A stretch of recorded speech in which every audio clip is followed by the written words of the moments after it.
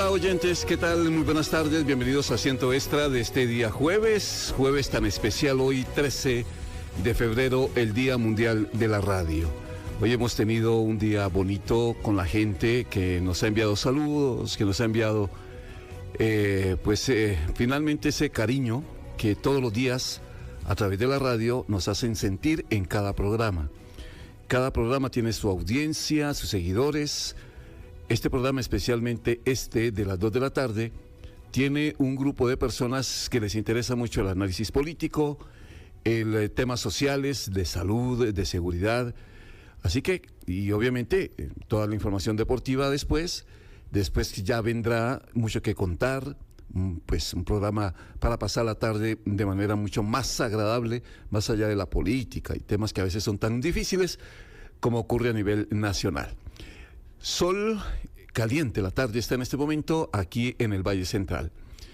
Dos temas que vamos a abordar en este programa de hoy con invitados especiales, pero antes una información de última hora que están entregando desde la Cruz Roja, y mucha atención, son en total 19 las personas intoxicadas, según información de la Cruz Roja que está entregando en este momento.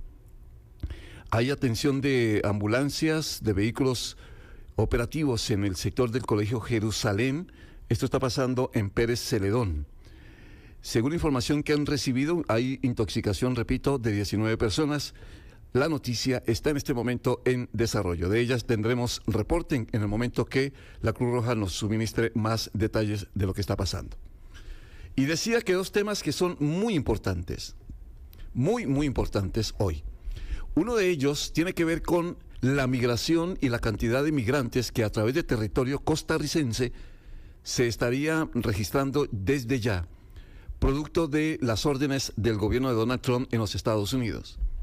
Y se ha llegado a un acuerdo entre el gobierno de Costa Rica y el gobierno de Panamá para que se permita el tránsito y la forma integrada, si se quiere decir de alguna manera, entre los dos gobiernos para recibir a los migrantes.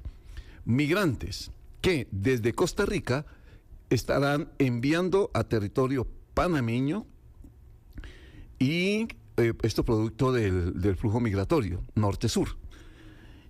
Y el envío se hará de manera ordenada desde Catén hacia Panamá mediante buses. Ese es un tema. El otro tema, usted me permite, allá en producción, por favor, vamos a tener un mensajito, un comercial, un mensaje, una promoción, mientras atiende una comunicación interna que me está enviando propiamente el ministro de Seguridad, así que la voy a atender de inmediato. Son 30 segundos nada más, por favor. 2 de la tarde, 6 minutos.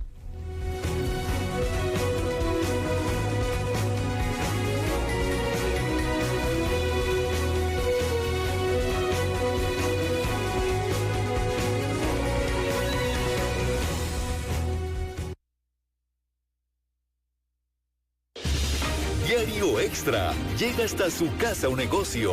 Un periodismo objetivo, imparcial, con un manejo fuerte desde el punto de vista ético y una mayor confiabilidad. Consulte por las zonas de cobertura. Suscríbase al 7070-4205. Infórmese primero y mejor con Diario Extra. Estás escuchando Asiento Extra. Más adelante, mucho que contar. Y luego, Extra Noticias. Extra Radio 92.3 FM. La señal de mi país. Asiento Extra por Extra Radio.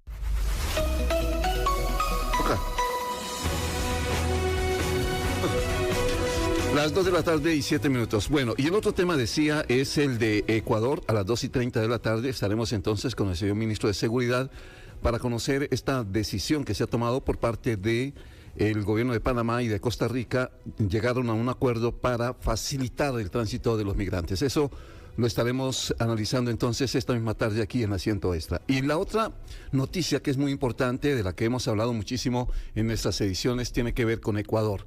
Acaban de asesinar a un candidato en una zona rural, es un candidato municipal, dentro de ese marco triste de violencia que lastimosamente ha tenido que soportar en los últimos días Ecuador.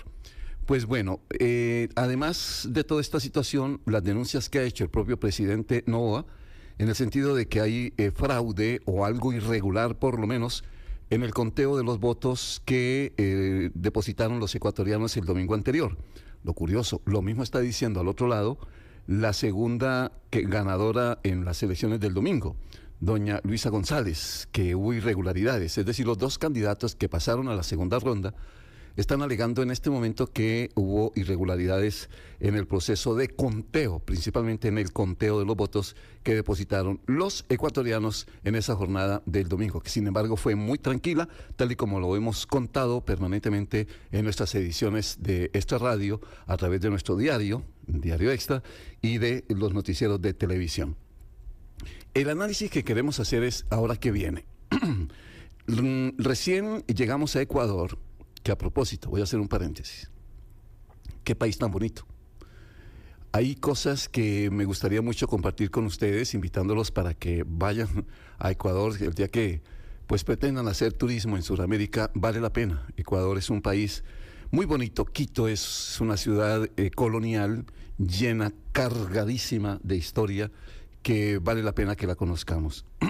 Esa en la parte, digamos, más turística, porque, entre otras cosas, la gastronomía, la forma como el ecuatoriano muestra su país, la forma como viven el día a día, y también, pues hay que decirlo, lo que están viviendo y que no golpea el estado de ánimo del ecuatoriano trabajador como es. Cómo cuidan a su ciudad, a Quito, en la zona histórica. Hay en este momento digamos, zonas donde la gente puede disfrutar de la ciudad tranquilamente, la seguridad ha aumentado, cuidan mucho la ciudad, las basuras, por ejemplo, no es una ciudad como nos pasa en muchas capitales con mucha basura, no, Quito vale la pena y que la gente lo visite. Nos decía un empresario que la gente quizás fuera del territorio ecuatoriano tiene la imagen de que Ecuador allá hay una guerra y que es imposible caminar y que la violencia está acabando. No. Claro, hay unas zonas donde el conflicto es mucho más intenso. Compañero, creo que vía Zoom ya se está comunicando desde Ecuador el colega. Que a nivel obviamente de violencia del narcotráfico en la provincia, zonas donde es muy difícil la situación producto precisamente de ese choque de las bandas. Ahora, usted debe saber dónde como dicen las mamás, tenga cuidado dónde se mete, pues sí. Pero en general, junto con Mau Mora, nuestro camarógrafo, pudimos disfrutar de un Quito agradable, lleno de tantas historias, sus iglesias, lo que disfruta la gente, están después de las elecciones en su día a día, como decimos, luchándola todos los días. Y decíamos además, lastimosamente, hay una imagen de violencia que no es justa con Ecuador, y por eso el turismo ha sido golpeado precisamente porque a nivel internacional salen noticias pues que afectan mucho el entusiasmo de la gente que quiera ir a Ecuador. Pero les digo, vayan, vale la pena, es un país muy bello, con muchas cosas para mostrar. Eso quería decirlo en paréntesis porque ya tengo la comunicación a esta hora de la tarde con Ecuador precisamente, porque queremos actualizarnos. ¿Cómo están las cosas hasta el momento? Después de 3 días, lunes, martes, miércoles, 4 días de elecciones, y por eso está con nosotros ya Néstor Aguilera, periodista de La Voz de América, que siempre nos presta un servicio a nuestra radio, a nuestro canal y a nuestro grupo informativo desde Ecuador. Néstor, me agrada mucho saludarlo. ¿Cómo está todo? ¿Cómo terminaron las cosas hasta el momento? La expectativa que hay obviamente de una segunda vuelta. Y ya más adelante vamos a escuchar la entrevista que le hicimos a uno de los analistas ahí mismo, previo a las elecciones, pero obviamente que lo que dice todavía tiene mucho contexto presente. Néstor, ¿cómo me le va? ¿Qué tal, Henry? Un gusto saludarte. Buenas tardes. Son las 15:12, 3:12 de la tarde acá en el Ecuador. Bueno, ya un poco más tranquilos y qué bueno verte también, ya un poco más relajado luego de la jornada del día domingo en la que estuvimos corriendo Sí, yo creo que hay mucho que leer, no solamente de lo que te estaba escuchando acerca de la descripción de nuestro país y lo que enfrenta en materia de seguridad, sino también hay que leer en materia política con lo que se viene, porque está arrancando ya prácticamente el periodo previo a la segunda vuelta electoral. Si bien es cierto, todavía tenemos un poco menos, estamos justo a 2 meses hoy. Mira tú, estamos a 2 meses, es decir, de aquí a 2 meses exactamente a esta hora estaremos prácticamente finalizando la jornada electoral y sabremos quién va a ser el nuevo presidente de este país hasta 2029, Henry. Ujú. Estaba leyendo varios comentarios y lo dije al comienzo del programa, Néstor. Uno, que Noboa, el presidente actual y candidato, denuncia que hubo algo malo en el conteo, pero coincide con lo que también está quejándose Luisa González. Es decir, los dos candidatos que pasan a la segunda ronda tienen la misma queja. No sé si es curioso, es coincidencial o eso qué imagen deja en el proceso como tal. Yo diría que es parte del juego político, Henry, y aquí déjame ponerle un paréntesis a esto que estoy mencionando. Las propias misiones de observación internacional, fundamentalmente hablo aquí de las dos más importantes, tanto la de la Unión Europea como la de la Organización de Estados Americanos, fueron bastante claras en cuanto tiene que ver al desarrollo del proceso electoral. Sobre todo, y debo decir aquí, quien lideró la misión de la Unión Europea fue bastante claro, e incluso él llamó la atención a los dos candidatos finalistas mencionando que lo que se había dicho, se había denunciado, a la larga no era necesariamente cómo se quería posicionar de cada una de las candidaturas. Y debo decirte que yo tuve la oportunidad el mismo día domingo, previo al encuentro que sostuvimos ahí en el centro de mando dispuesto por el Consejo Nacional Electoral, de cubrir los recorridos que estaban haciendo las dos misiones de observación electoral. Y para entonces, tanto en la mañana como al mediodía, pregunté a cada uno de los jefes de las misiones si es que desde las organizaciones políticas para entonces, creo que en el primer caso, Unión Europea dieron declaraciones hacia las 11 de la mañana. En el caso de la Organización de Estados Americanos, debe haber sido pasado las 2:30 de la tarde. Para entonces les trasladé la misma pregunta. ¿Tienen observaciones, denuncias puntuales desde las organizaciones políticas? Y me dijeron no. Entonces, sí resulta bastante complejo ponerse a pensar que ya ha desarrollado buena parte del proceso para entonces resulta que los candidatos digan, bueno, hubo tal o cual irregularidad. Es parte del juego político, diría yo, y no necesariamente lo que ocurrió en la práctica. Bueno, ahora, días después de todo lo que pasó, y hemos contado a los oyentes insistentemente esta historia. Cuando termina a las 5 de la tarde el conteo, se cierra la votación el domingo anterior, y obviamente comienza ya el conteo, se conoció que el presidente Noboa había convocado una conferencia de prensa. Y obviamente quienes estábamos en ese lugar estábamos viendo con la logística para desplazarnos a la conferencia, pero cuando comienzan a salir resultados muy boca de urna, el Exipol, etcétera, Noboa se echa para atrás. No hay conferencia, incluso nos decía ayer el taxista que nos llevaba al aeropuerto que él hizo parte incluso del montaje de unas tarimas con artistas y todo, y que ya después le ordenaron desmontar pues toda la fiesta. Es decir, quedó vestido y alborotado. Quien debe tener hoy claro a estas alturas, tantos días después de las elecciones, Noboa, supongo, ¿qué pasó? ¿Por qué se desinfló? Porque en principio las encuestas todas daban por seguro que Noboa ganaba sobradamente y que seguramente también no habría segunda vuelta. ¿Qué pasó? ¿Por qué se desinfló todo? ¿En qué momento el gran entusiasmo que tenía Noboa y con conferencia y etcétera para quitar el triunfo, todo eso se cayó? ¿Qué análisis han hecho? ¿Qué se ha dicho en los corrillos políticos? ¿Qué dicen los analistas, Néstor? Bueno, te voy a tratar de resumir lo que has podido escuchar durante los últimos días desde el análisis de expertos. Permíteme empezar por la parte electoral. Hoy en día acá en el Ecuador está seriamente cuestionado el papel que cumplen las empresas encuestadoras, Ajá. porque no es la primera vez, y seguramente ha pasado en Costa Rica, que hacen pronósticos durante la campaña y resulta que el día de la elección ocurre una cosa totalmente diferente, Henry. El mismo día de la elección hubo una empresa autorizada a realizar una encuesta a boca de urna.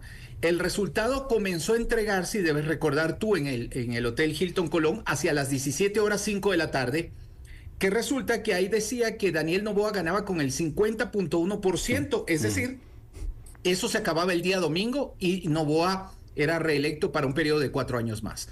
Pasaron las horas, como tú muy bien lo describes, y eso finalmente no sucedió. Es más, tanto así fue el cambio que el resultado electoral terminó demasiado, mucho más ajustado de lo que todos hubiésemos creído.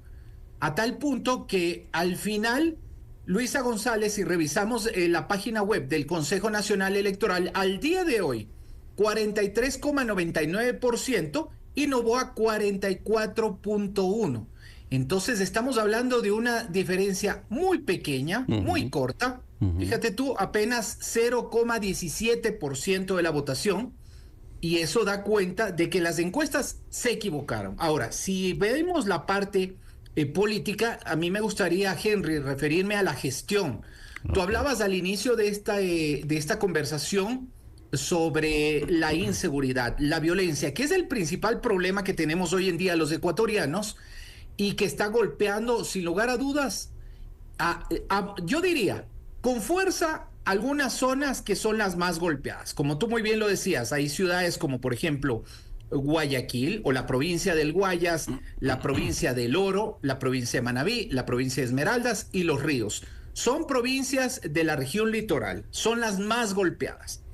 Pero adicionalmente, en la vida del ecuatoriano en general, vivas en una ciudad alejada de estas provincias que acabo de mencionar, tú vives hoy en día y experimentas cambios en tu forma de hacer tu vida.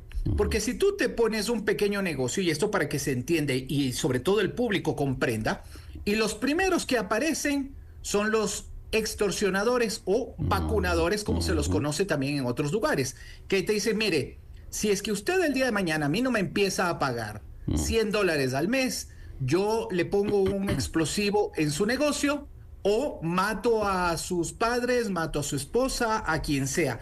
Y eso está ocurriendo en el Ecuador. Además, cuando hablamos de la violencia armada, Henry, amigas y amigos, el 2023, bajo el mandato de el anterior presidente, hablamos de Guillermo Lasso Mendoza, fue el año más violento en la historia del Ecuador. Llega Noboa en noviembre del 2023 y al final de 2024 en algo contiene, pero tan solo baja un 16%. Por lo tanto, 2024 es el segundo año más violento en la historia de nuestro país. Y el pasado mes de enero, y te deben haber dado a ti ese dato, 730 asesinatos solamente en enero acá en el Ecuador. Una cifra que seguramente genera escalofríos, le pone la piel de gallina, como se dice coloquialmente, a quienes nos escuchan. Claro, hoy en día, tú, como mencionaba, tú no puedes salir a un restaurante en la noche ante el temor de que lleguen motorizados, atraquen el local y tú no solamente pierdas tus cosas materiales, sino pierdas la vida. Claro. Está ocurriendo en todas las modalidades. Solamente con esto termino y me parece que importante.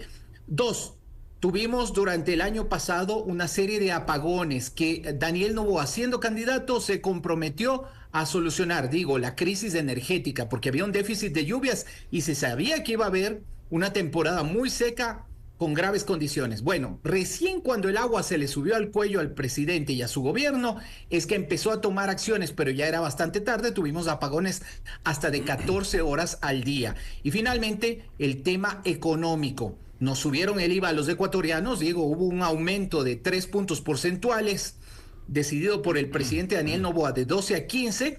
Esto generó más ingresos supuestamente para financiar el conflicto armado interno, los resultados los acabo de decir, pero las condiciones no han mejorado, no hay generación de empleo y especialmente para un joven que recién sale de la universidad, Resulta hoy en día una misión casi imposible encontrar un puesto de empleo. O si una persona pierde su trabajo, pues muy difícilmente va a poder encontrar empleo. Por lo que le entiendo entonces, el culpable de que a Noboa no le salieron las cosas como se estimaban las encuestas es culpa de Noboa. Es decir, no es tanto que Luisa González haya subido o que el correísmo haya retomado mucha fuerza en Ecuador y que le haya quitado, le haya mordido el queque completo al presidente Noboa. ¿O son las dos cosas? Yo diría que hay un poco de ambas, pero creo que aquí el principal responsable del resultado del día domingo es el propio presidente de la República, su falta de gestión y, por supuesto, la poca eficiencia de quienes lo acompañan en este gobierno. Claro. Bastante corto porque irá hasta el próximo mes de mayo. Y yo no sé si le alcance en medio de todo esto, porque a los factores que yo te acabo de mencionar, Henry, hay que sumar la pésima relación que tiene con su vicepresidenta, con Verónica Abad. Recordarás tú, aquí se elige presidente y vicepresidente, es decir, ambos llegan por votación popular. Resulta que él desde el primer día exilió prácticamente al mandar a Verónica Abad a Israel en calidad de embajadora. Es verdad, el vicepresidente, de acuerdo a la norma, tiene que cumplir las funciones que le encarga el presidente, pero fue la primera vez en la historia reciente del Ecuador en la que un presidente decide que su vicepresidenta sea embajadora y la mande más lejos o tan lejos. Sí. A Israel nada más. Es más, en alguna entrevista él dijo, bueno, si quieren yo la puedo mandar a la Antártida. De alguna manera burlándose y diciendo es potestad de él. No, es que de hecho, Néstor, es un chiste. O sea, que la mande de negociadora al Medio Oriente, es decir, ni Estados Unidos, pues, ni un delegado de los Estados Unidos lo envían a semejante lejura. Había toda la intención de quitarla del camino. Definitivamente. La historia se cuenta sola, como dicen los jóvenes hoy en día. Ahora fíjate tú, pasa eso, resulta que él pide licencia en varias oportunidades, 4 muy puntualmente, para hacer campaña. ¿Y qué dice la norma? Y no solo la norma, ¿qué dice la ciencia política? Cuando un gobernante tiene que ir a hacer campaña, él encarga el poder, delega el poder al funcionario que le corresponde, en este caso a su vicepresidente. Él va y hace campaña durante el tiempo que dure la campaña, el periodo que varía en cada país, y no pasa absolutamente nada. Bueno, Noboa, ¿qué hizo? Se resistió a dejar a su vicepresidenta y él tomaba periodos de 3 días. Se iba, hacía campaña 3 días, volvía. Entonces muchas veces tú no sabías si era el presidente al que entrevistaban, el que salía en la televisión, o era el candidato a la reelección. Eso de alguna manera también creo que cayó mal porque mucha gente cuestionó aquello con la Constitución y con las normas que respaldan aquello, y el presidente hizo caso omiso. Y solamente permíteme el último dato porque tal vez no te enteraste el día de ayer. La vicepresidenta, a raíz de todo lo que le sucedió, inició una acción judicial. Ajá. Y el día de ayer, después de una sentencia anterior de la jueza que lleva adelante el caso por violencia política contra Verónica Abad, dice, condena de alguna manera, sentencia a la ministra de Trabajo, porque la ministra de Trabajo dijo, fue la que de alguna manera instrumentalizó el traslado de Verónica Abad a Israel. Ajá. Bueno, a la ministra le dispuso que, basada en lo que dijo la Corte Constitucional, que lo que hizo implicaba a la ministra que se disculpe públicamente, que una serie de medidas de reparación a la vicepresidenta. Y la más curiosa, porque si te causó risa lo de enviar de mediadora o de embajadora de la paz a Verónica Abad a Israel, lo que te voy a decir va a causar más chiste. Y te invito a que mientras yo lo voy contando, tú lo busques en tu computadora.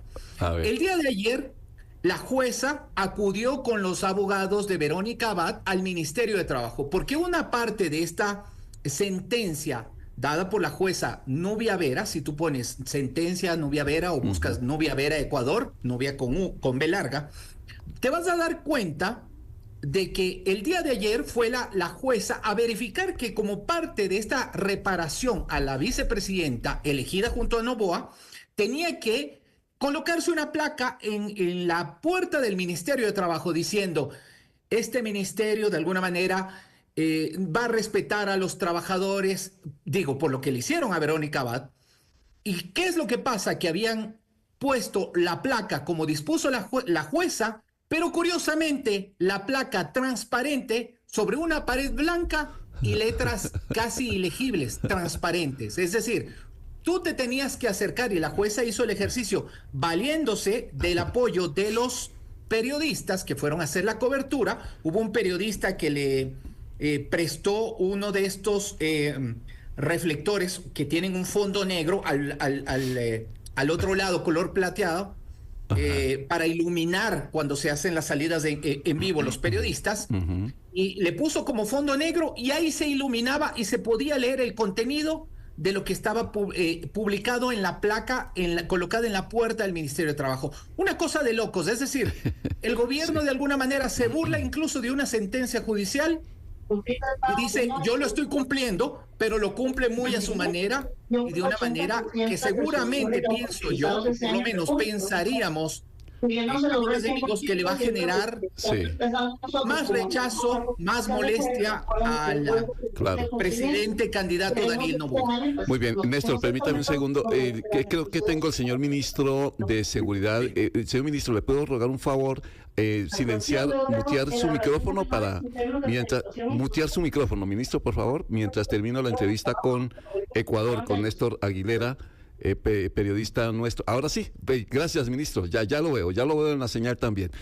Néstor, es que a ver si usted me ayuda a entender esto para terminar. ¿Sí? Y es, a veces los políticos se nos vuelven como caricaturas, ¿verdad? Como que, ministro, se le volvió a activar, el micrófono al ministro. Lo volvió a activar, sí. Está muteado. No está muteado. Ministro, señor ministro, él está distraído. El ministro está hablando con alguien. No, o la secretaria le está diciendo algo. Sí. Bueno, Néstor, qué lástima porque ahí se escucha muy alto. Ministro, a ver si nos escucha. No nos va a ver. Si no mutea, va a ser muy difícil. Bueno, Néstor, quería sí que le saque, por favor, y yo internamente me despido de Néstor Aguilera, que es nuestro periodista. No, Néstor, con gusto, y gracias por habernos atendido. Saquemos toda la señal, por favor, del aire mientras coordinamos internamente y ya vamos con el ministro. Voy a cumplir unos compromisos comerciales importantes. Néstor Aguilera es periodista de Voz de América, que nos ha acompañado esta tarde en la primera parte del programa, analizando mucho el tema de Ecuador. Y de inmediato, entonces, a Néstor, muchas gracias y gracias por su país, gracias por lo que son, gracias por la amabilidad, por tener un país muy bello, que pese a todo sigue siendo un país realmente espectacular, cargado de toda la historia posible. Néstor Aguilera, repito, Voz de América, hoy aquí en Asiento Extra, programa especial de Extra Radio. Las 2 de la tarde, 31 minutos, un mensaje y ya volvemos.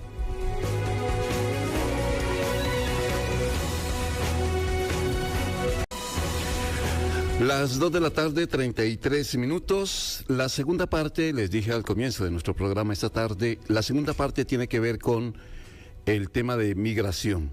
Porque hoy el señor ministro de Seguridad, don Mario Zamora, nos envió una comunicación diciendo que el presidente de Panamá ha manifestado su compromiso de su gobierno de recibir a los migrantes que desde Costa Rica les enviaremos y que comportan el nuevo flujo migratorio norte-sur, y que el envío se hará de manera ordenada desde el Catén, ahí en la frontera hacia Panamá, mediante buses. Bueno, obviamente que un tema así, cuando se está hablando insistentemente, y es la noticia, los migrantes, principalmente desde Estados Unidos, pues es realmente algo que se está discutiendo a nivel internacional y que a todos nuestros países nos va a afectar.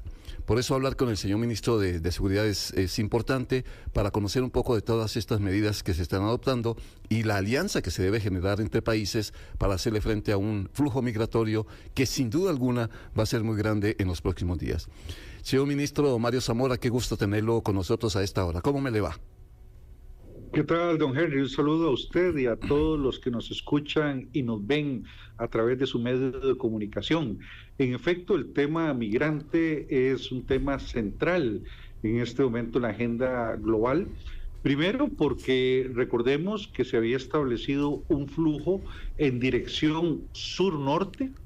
Debo indicar que varias rutas migratorias a nivel mundial empezaron a llegar al continente americano con nacionales de Asia, África, Medio Oriente, que se sumaban a flujos masivos de personas provenientes de Ecuador, Venezuela, Colombia, venían por tierra, cruzaban por el tapón del Darién y llegaban de forma explosiva a nuestro país. Recordaremos que hace no menos de 2 años y medio que se dio una situación en la cual veíamos personas migrantes casi en cada esquina de San José, solicitando dinero para reunir fondos y continuar viaje hacia los Estados Unidos.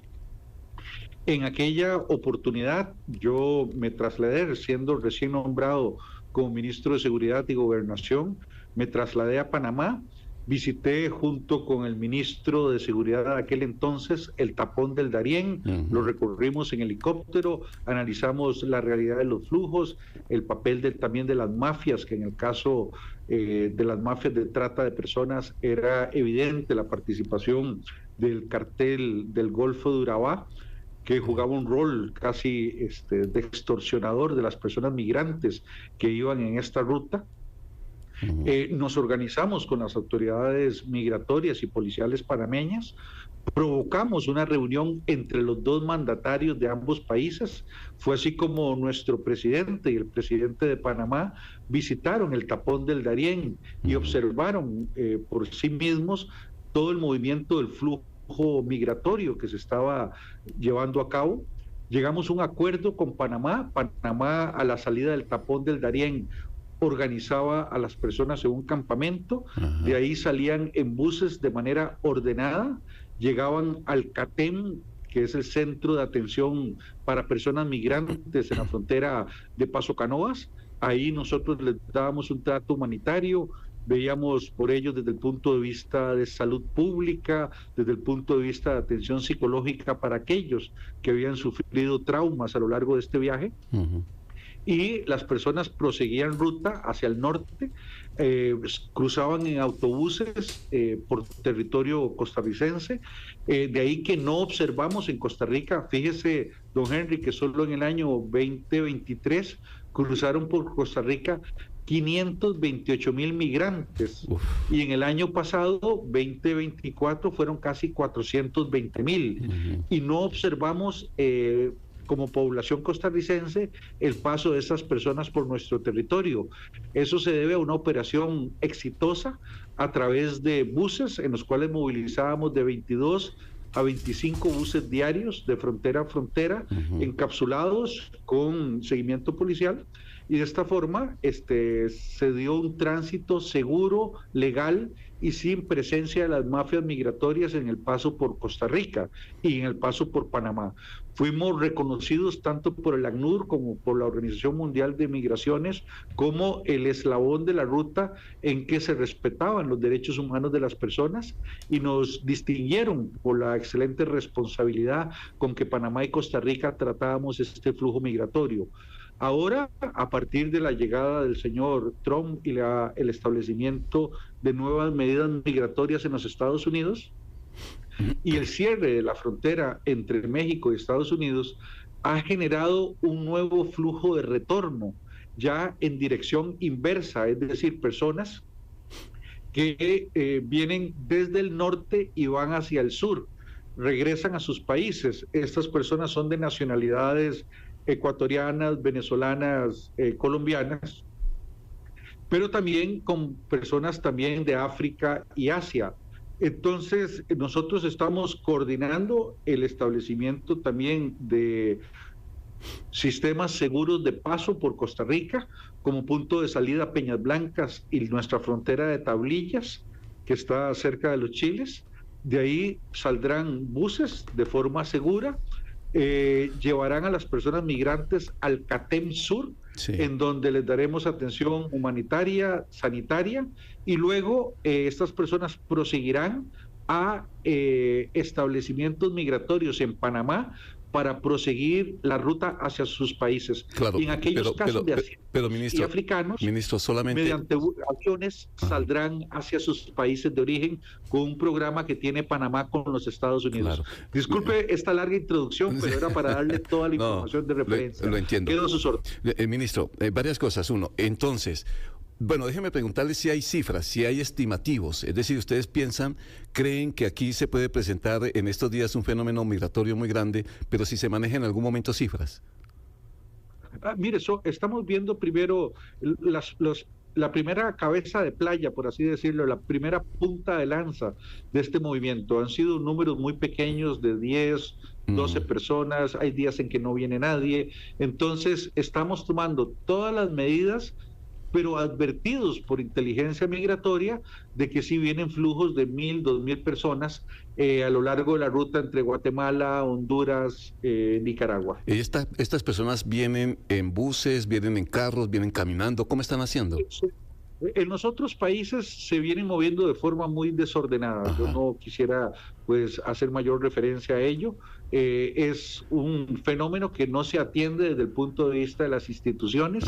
Era dejar hacer, dejar pasar. Así es la forma como ha operado en muchos países, y en el caso de Costa Rica y Panamá es distinto. Nosotros lo recibimos, damos un análisis de quién ingresa a Costa Rica, lo filtramos desde el punto de vista de Interpol y mecanismos de seguridad para garantizar que las personas que vienen de retorno pues cumplen los mecanismos de seguridad que exige nuestra legislación, y les damos un permiso para paso por territorio costarricense por un plazo de 72 horas. Ok. Estas personas, ministro, no es que hayan sido expulsadas de Estados Unidos, por lo menos no todas, sino gente que pasó por aquí, quiso cruzar la frontera con Estados Unidos y en vez de ya con el régimen, con el gobierno del presidente Trump, decidieron mejor regresarse. Esa es la historia. Sí, ninguna viene de Estados Unidos. Todas son personas que iniciaron ruta hacia los Estados Unidos y cuando se encontraron la frontera cerrada empiezan a retornar a sus países de origen. Perfecto. Entonces, estas personas, y estamos hablando personas, es que son familias, ¿verdad, ministro? Son familias completas. Son diferentes modalidades. El grueso principal es de hombres solos, viajando de forma independiente. También hay familias, por supuesto.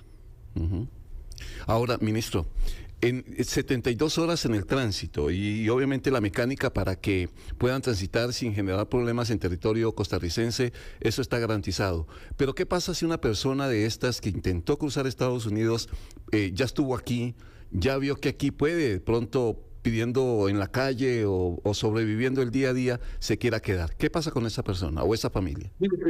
Esas personas son sujetas a deportación porque las personas de esas nacionalidades requieren visa de ingreso a Costa Rica y la visa se transmite en un consulado costarricense en el exterior. Por lo tanto, si ingresan de forma irregular a territorio nacional, la ley de migración establece su debida deportación. El acuerdo con Panamá es, ministro, por la posibilidad de que en algún momento, en otras circunstancias, gracias a Dios es al revés, pero digo, en otras circunstancias Panamá hubiera dicho, por aquí no pasan, cierra frontera, ¿verdad? Mire, lo que hemos hablado con las autoridades panameñas es para que justamente eso no ocurra. Usted observó en el mismo video, el presidente panameño hoy en su conferencia de prensa indica el acuerdo que hay con Costa Rica para recibir a estas personas, mantener el estándar de trato digno que reciben en territorio costarricense, y los mismos serán alojados en dependencias de migración panameñas. ¿Qué pasa, señor ministro, en estos escenarios que hemos vivido durante todos estos días? No sé si tenga alguna información de ticos, sé que me va a decir que quizá la Cancillería tenga más información, pero ¿cómo le ha ido a los ticos en Estados Unidos en las circunstancias actuales? Mire, nosotros tenemos una población de costarricenses estimada en Estados Unidos de aproximadamente 200,000 personas. Conocemos datos oficiales que 2,000 de ellos estaban en condición irregular y sobre esas personas se han dictado órdenes de deportación. Es decir, estamos hablando del 1% de los costarricenses que están en Estados Unidos, un 1%. Y normalmente Costa Rica cada año recibe entre 200 a 300 costarricenses que son deportados desde los Estados Unidos. No estimamos que esa cifra aumente en este 2025.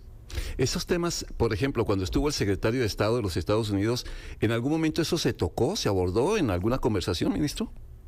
Más bien, don Henry, usted fue testigo y todo el país de que nosotros fuimos el único país en la gira que hizo don Marco Rubio, secretario de Estado de los Estados Unidos, fuimos el único país que no se nos pidió recibir aviones militares con migrantes de distintas nacionalidades. Esa excepcionalidad en que se nos trató a Costa Rica obedece al reconocimiento de los esfuerzos que hemos hecho en materia de seguridad, en lucha antidrogas y en materia de control migratorio. Entonces, ese elemento precisamente fue descartado por la contraparte estadounidense, dado el reconocimiento de los esfuerzos por una migración segura, legal, regulada, ordenada, que ha venido haciendo Costa Rica. Claro, ministro, no puedo perder la oportunidad, ya que hablamos de este tema, de lo que anunció el propio Rubio, el secretario de Estado, de más colaboración con Costa Rica para enfrentar la amenaza del narcotráfico y obviamente la presencia de la DEA o participación de organismos, no sé si FBI directamente, pero bueno, esa colaboración, esa forma como se podría operar, a ver, ¿qué tanto nos puede ayudar? Ese es el mecanismo que nos puede facilitar mucho tener más dinero para poder operar, es trabajo de inteligencia. ¿Dónde se va a marcar esa alianza, si se quiere llamar de alguna manera? En todos los frentes. Lo primero que hace don Marco Rubio es destacar y reconocer el esfuerzo de Costa Rica como líder regional en la lucha contra la narcoactividad. Creo que eso es importante. Esta vez esas palabras no vienen ni siquiera a nivel de un embajador. Recordemos que don Marco Rubio es la tercera persona en poder, en la jerarquía de poder del gobierno de los Estados Unidos. Es alguien que maneja la información de todos los grupos de seguridad e inteligencia de Estados Unidos, y es la persona que viene a Costa Rica no a jalar el aire ni a establecer exigencias, sino por el contrario, a reconocer el esfuerzo de Costa Rica como líder regional en la lucha contra la narcoactividad.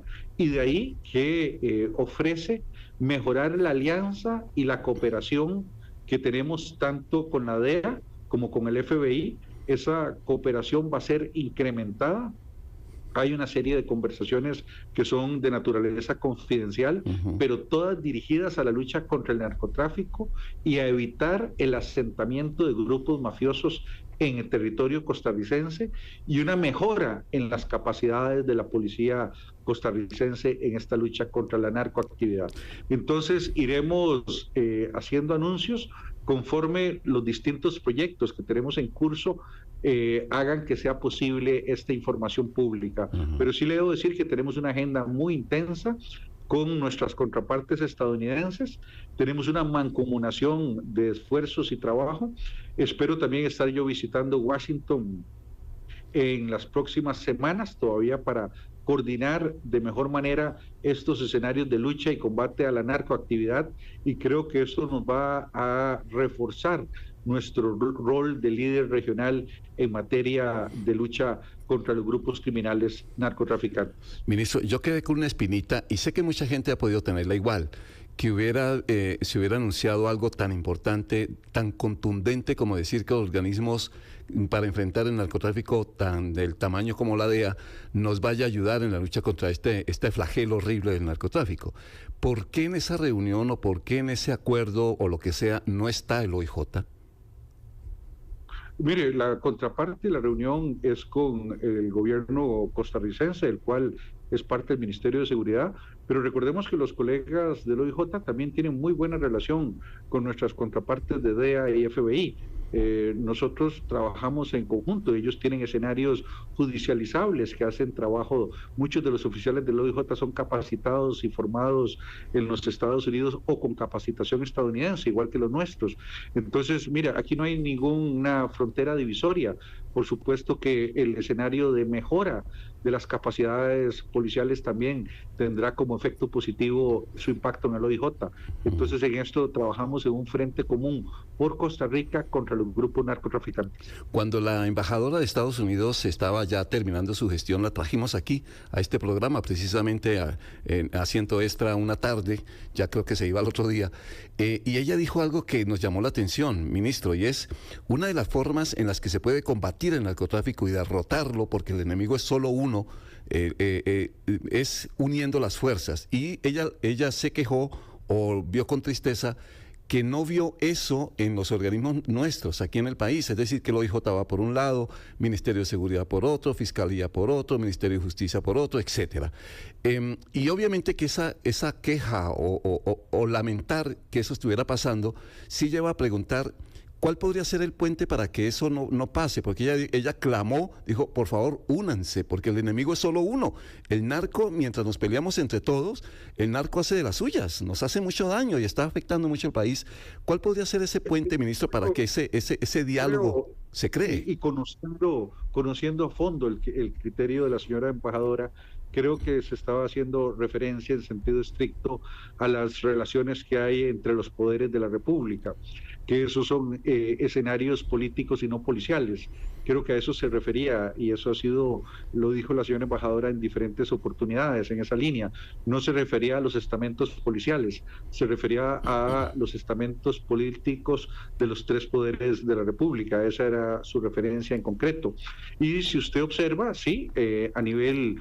lamentablemente a nivel de sede legislativa no hemos tenido avances importantes en materia de legislación de punta, que nos permita adecuar nuestro marco normativo a las nuevas fenomenologías criminales que comporta el narcotráfico y sobre todo el narcotráfico transnacional.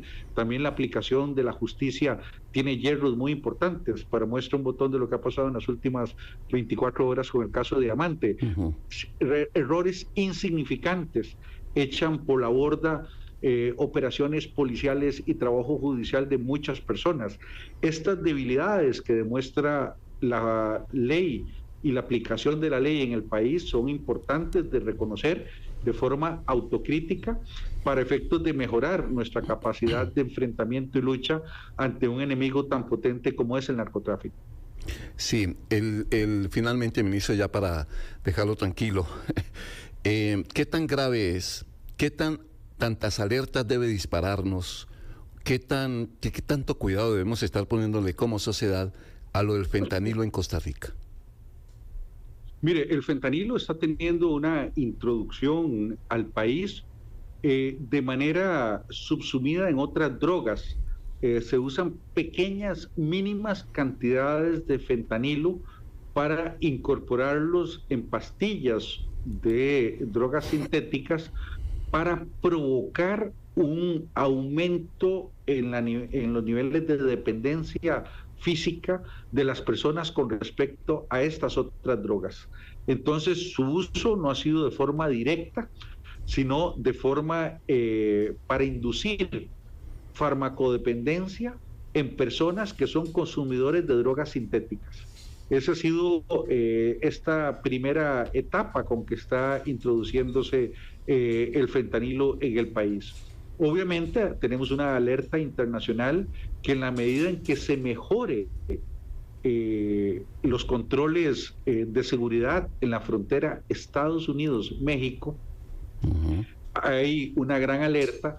¿Qué van a hacer los grupos que operan en territorio mexicano, que producen fentanilo en territorio mexicano? ¿Qué van a hacer con esa droga?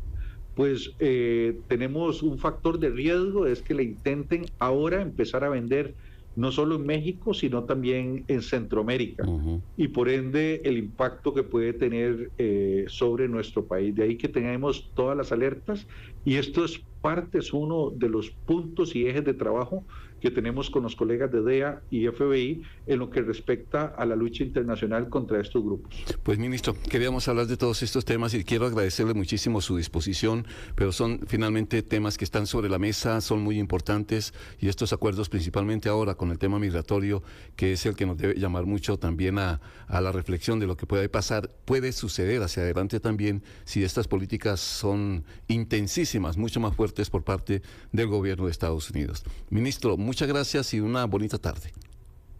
Igualmente a ustedes y a todas las personas que nos han puesto atención a lo largo de esta entrevista. Que me lo vaya muy bien. Adiós, ministro. Las 2 de la tarde, 55 minutos. Mario Zamora, ministro de Seguridad, en diálogo con esta radio esta tarde, aquí a través de 92.3 FM, en este día tan especial, el Día de la Radio, el Día Mundial de la Radio. Voy a terminar con 3 informaciones que son muy importantes en este momento, que están en desarrollo. Primero, son 19 las personas intoxicadas en la zona de Pérez Celedón, según información de la Cruz Roja, que están atendiendo en este momento.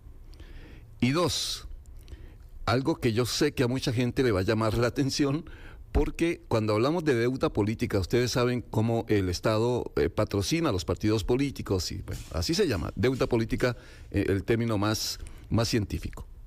Pues resulta que el Congreso de El Salvador, y atención, acaba de eliminar de la constitución política de ese país darle fondos públicos a los partidos políticos, que ha sido una medida muy criticada por parte de los opositores, que denuncian incluso más concentración de poder en el gobierno del señor Nayib Bukele. Esta derogación del artículo 210 de la Constitución fue aprobado con los votos de 58 diputados. Según el artículo, lo que dice el artículo, la deuda política financiaba la campaña electoral de los partidos para promover su libertad e independencia, pero ahora deberán hacerlo por sus propios medios. A finales de enero, el Congreso ratificó una reforma que facilita y acelera las modificaciones a la Carta Magna. Esto es, palabras más, palabras menos, que le dicen adiós en El Salvador a la llamada deuda política, que a mucha gente no le gusta. El Salvador obliga entonces ahora a los partidos a autofinanciarse, según decisión que ha tomado hoy el Congreso de El Salvador. Nos vamos, oyentes, gracias. 2 de la tarde, 57 minutos. Que pasen una muy bonita tarde. Adiós.